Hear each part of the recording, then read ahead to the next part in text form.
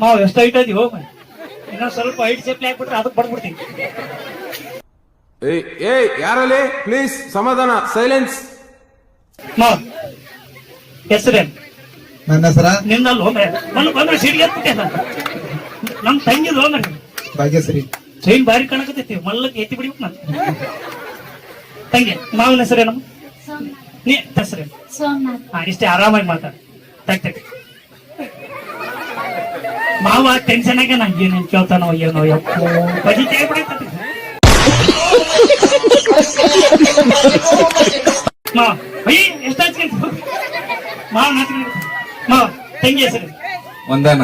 ಒಂದಾನ ಎರಡನಲ್ಲ ಒಂದಾನ.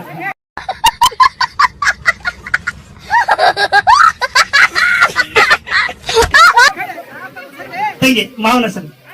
ನಾಗರಾಜ್. ಯವ್ವ ತಂಗಿ ಸಿಡಿಗೆ ಮಾವ ಫಸ್ಟ್ ನಮ್ ತಂಗಿನ ಎಲ್ಲಿ ನೋಡಿ? ಚಲೋ ಆಯ್ತು ಮಾವ ಒಂದು ಕತೆ. ಫಸ್ಟ್ ನಮ್ ತಂಗಿನ ಎಲ್ಲಿ ನೋಡಿ?